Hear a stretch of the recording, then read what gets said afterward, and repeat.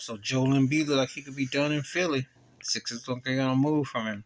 I told you, him and James Harden are the same person, just younger and and age wise and what have you, but the same mindset. Joel Embiid's a stat patter, cry, blame everybody, looking for someone to save him. Just ain't that dude. Scary what he can do with his athleticism and his talent. However, he ain't the dude that can lead a team. And that's what the problem is. All this process and like what you doing, trying to straighten your hair?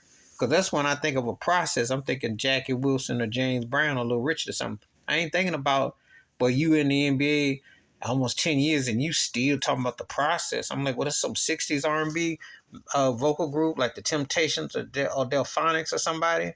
But you're going to throw your hair out there and the process. I mean, come on now.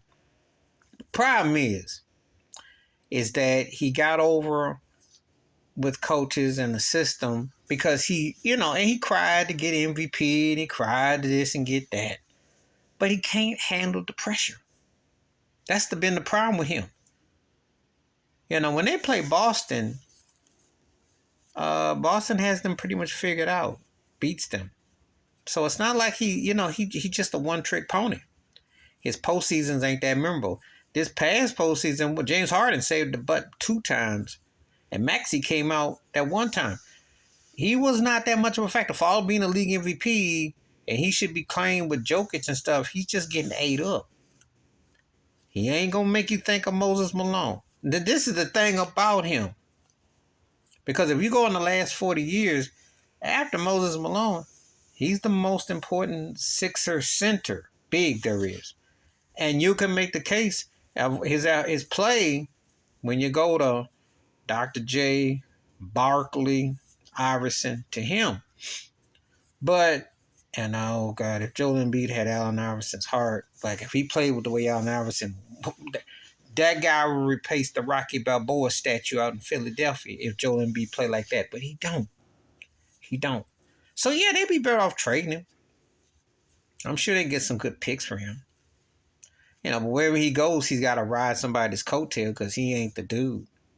And that's the thing with James Harden. A lot of these cats are like that. They put up stats. They look like they throw up fantasy league numbers, but they are a nightmare in terms of dealing with wins and losses. And that is what is happening with Joel Embiid. It ain't going to happen in Philly. Because Giannis ate him for breakfast. Kawhi Leonard, that was the closest that Embiid came, and that was 4 years ago. That's like a lifetime ago now when that dip dropped, that dewdrop dropped for Kawhi in that corner and they beat him. That's been a lifetime. Embiid has not even came close to the guy, since. So I don't know how many more years of impatience that you're going to do, but they'd be best to just ride the ship from him and James Harden too. Send them turkeys on their way, all that crying. But I blame Philly for knowing. You should know the caliber player you have. If the guy's an all-star, if he's going to win, he's going to win. And sooner or later, he got to win. Because the East is wide open. Joel Embiid, they let Jimmy Butler go. And Jimmy Butler's been to 2 finals in the past 3 or 4 years. And he doesn't have Joel Embiid's skill set, but he's got his heart. Okay? Remember that. Joel Embiid don't play like that. Please like, subscribe, work on thoughts, comments. And I do respond. Thank you. Wash your hands. Keep your mind clear. Watch out for another. Share the video if you want to. And I'm out. Peace.